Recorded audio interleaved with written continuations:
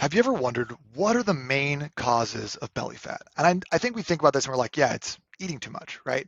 And while that definitely plays a part of it, there are a lot of other environmental factors that we don't really factor in. So in today's podcast episode, I'm going to outline the four major causes of belly fat and love handles that I've seen across the course of 16 years in the fitness and nutrition field. And I'm going to give you some tips on each one and ways that you can combat those. So you might see this and be like, oh yeah, I think it's overeating, but it actually stems from something else, some stress, cravings, etc. And so you can start attacking those problems at the source rather than consistently being in a reactive mode and going back and doing the same things over and over again, leading to burnout, being stuck, being in a plateau. You're listening to the Low Carb Hustle, home of your $1 million body method, where we help you get leaner and live longer. My name is Nate Palmer. I've been a coach since 2008 and helped over 1,200 people level up their health and fitness. My mission is simple: show you how to easily drop fat so you can feel lean, strong, and energetic. So if you're ready to learn the four most common causes of belly fat that I've experienced and learn how to fix those and actually make a big change, well, then stick around. Let's do this. So obviously belly fat is kind of the main thing that people complain about. Some people, any sort of visceral fat or fat on our bodies is the thing that I get the most complaints about, that people come to me looking to solve, and that I have the most conversations about. It's also the thing I've probably studied the most in depth in terms of what causes it, how do we get rid of it, and then what are the steps to keeping it off once we do that.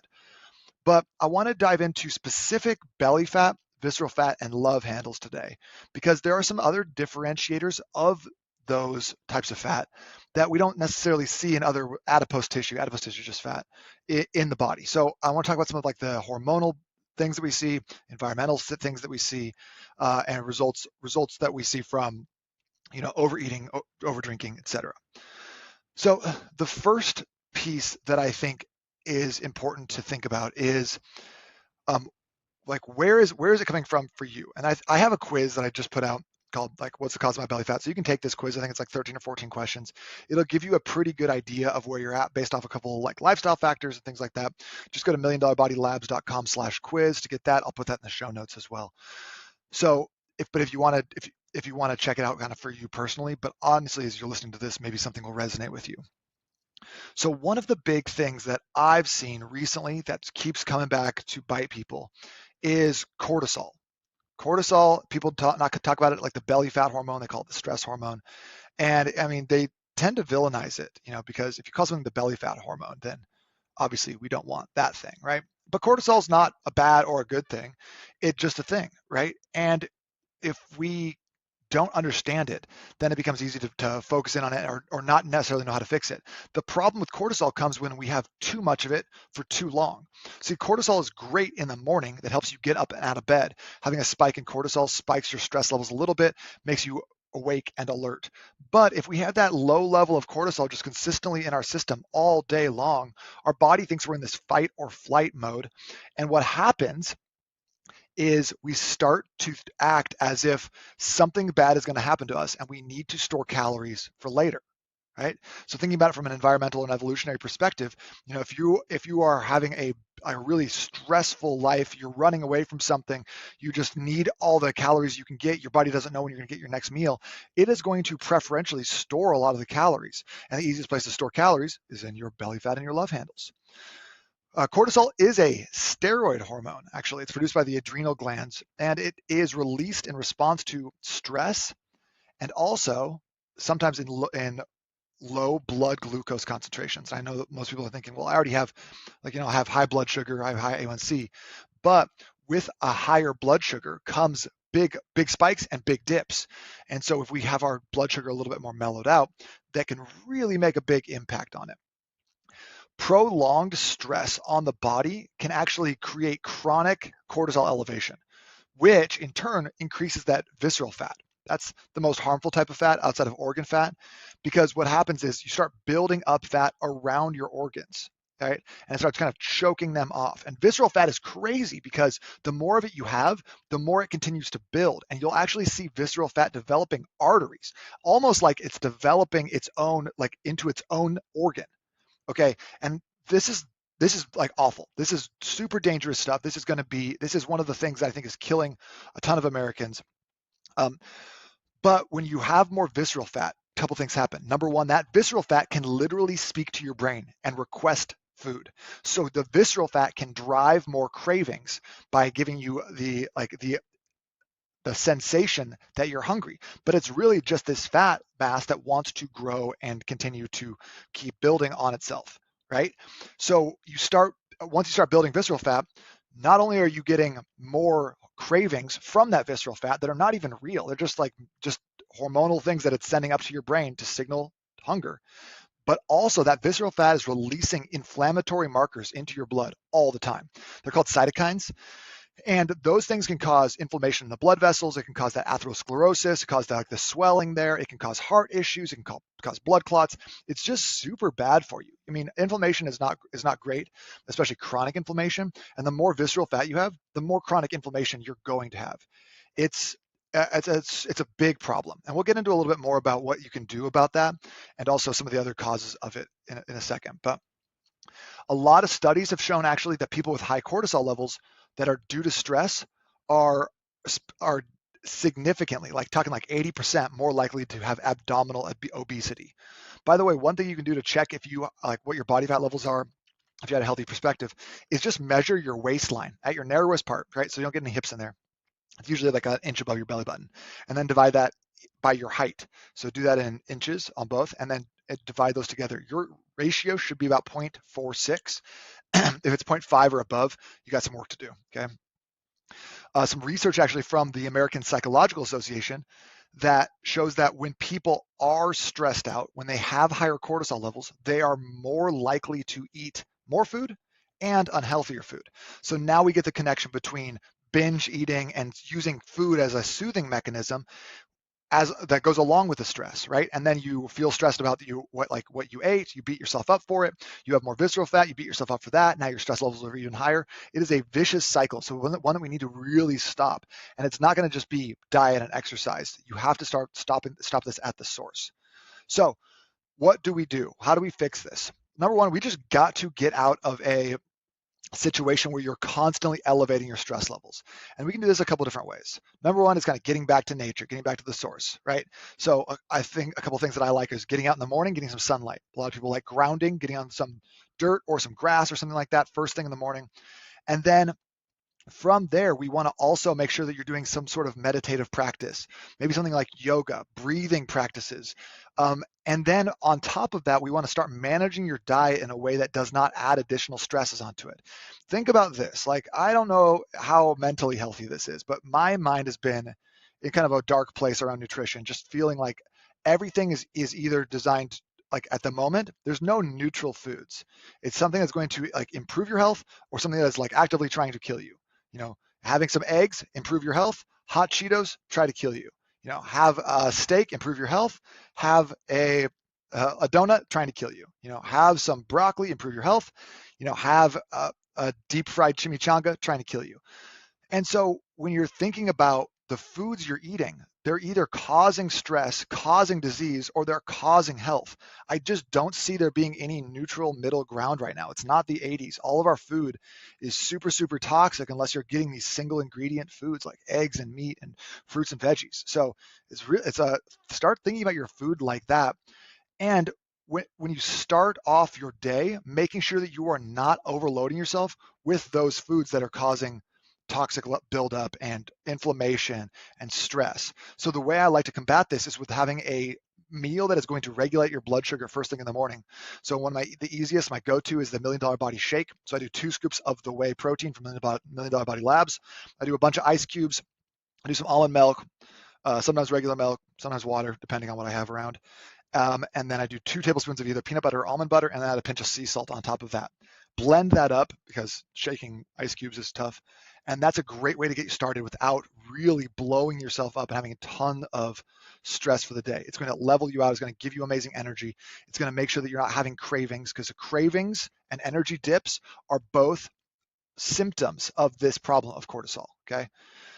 So those are a couple things you can do. So just try to regulate your central nervous system. Try to relax more. Get out in the morning, get out in the evening, get the sun on your skin and your eyes. So do it without glasses on. And that's one easy way to get started there. The next thing is just like what we see a lot of: overeating, snacking, and eating out. But what I'm not saying, oh, you're just eating out way too much, you got to fix that, you're a bad person. I think a lot of this stuff is caused by hunger cravings and sugar cravings specifically. So I think that frequent snacking and eating out contributing to excessive calorie intake, poor nutritional choices. You don't know what that stuff is being cooked in when you're eating out. But every time you're eating a snack, you're having something sugary, you're having something sweet, you are again fueling the gut bacteria and the visceral fat that have a direct line to your brain that ask it for more food. So if you cannot manage your hunger cravings, you will never be successful here, because you are going to best case white knuckle this and worst case completely relapse. So we need to be managing your hunger. Okay. So it's not just about not eat less, it's about what are we doing? What are we eating? And how is it going to impact our hunger signals later? How is it going to impact our energy levels later? So stop asking yourself, what do I want to eat? And start asking yourself, how do I want to feel after I finish eating this? Now that's a completely different question that will change how you look at foods. So, when especially if you're like going out, you're going to find more calorie dense foods. You're going to find higher sugar, higher fat options. Like if you think about even McDonald's French fries, did you know they sprinkle sugar on those bad boys? Yeah, just because it causes a better dopamine response in your brain, it makes you want to eat more of them. So you can't control what's in the food when you go out. The CDC, I think this estimate is low, says basically people will eat an additional 150 calories on average when eating meals out. I don't necessarily think that's even close to being true, but that's what they said. And then a new study I showed said that 27% of daily calorie intake in adults comes from snacking. So we got to stop that, because the more you're eating, the more you're driving blood into the stomach, the more you're slowing your energy down, the more you're causing cravings.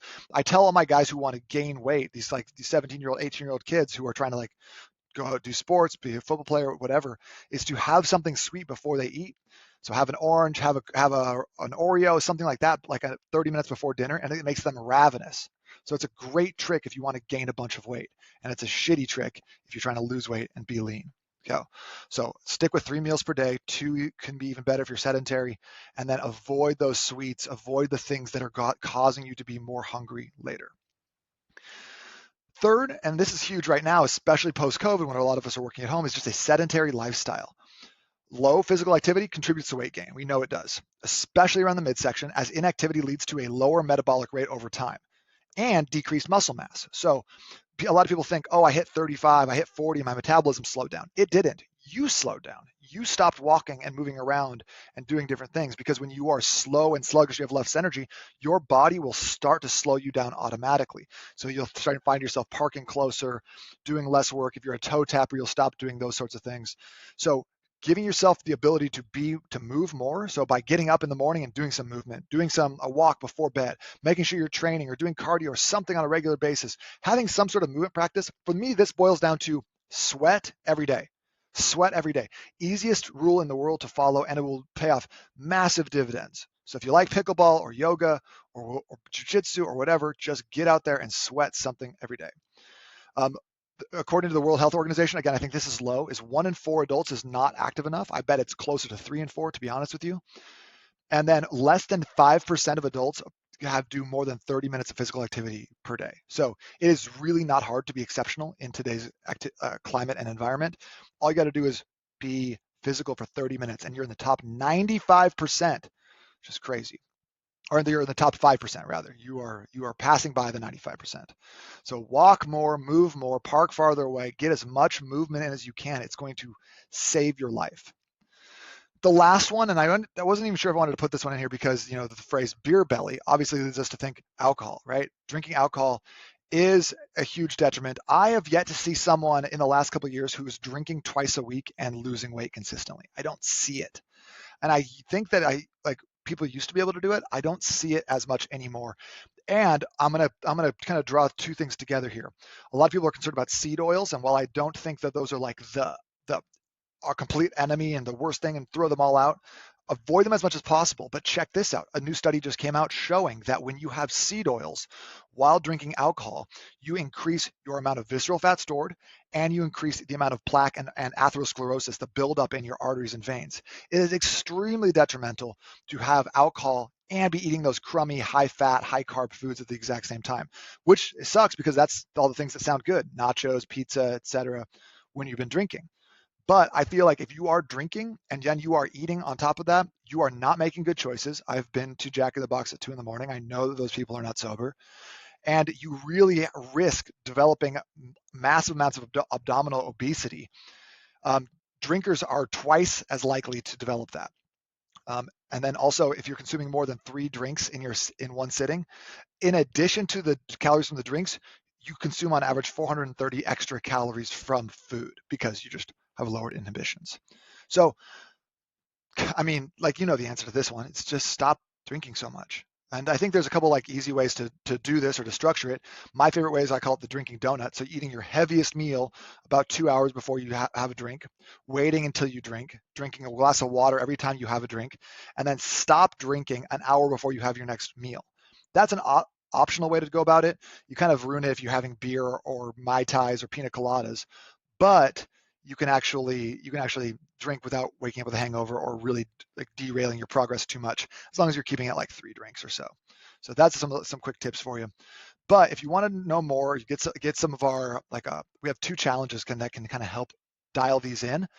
What you can do is go to milliondolarbodylabs.com/quiz and see what's causing your belly fat, if there's something that's specific to you, and then we can follow up with you and make sure that you have what you need. So yeah, so we want to avoid that cortisol. We want to avoid that high stress lifestyle. We want to avoid the sugar cravings and the hunger pangs that we get, especially when we're eating out and snacking a lot. We want to avoid being sedentary, and we want to avoid alcohol consumption as much as possible. And if you can do all those things, it's going to be a lot easier for you to get the results that you're looking for and maintain it long term. So please let me know if I can help out. I just want to see everybody win here, get leaner, because right now it's getting harder and harder to do so. And I really think that if you want to be lean and healthy in today's environment, you have to be counterculture. You have to be a little bit weird. So lean into that. Let me know how I can help. I'll see you on the next one.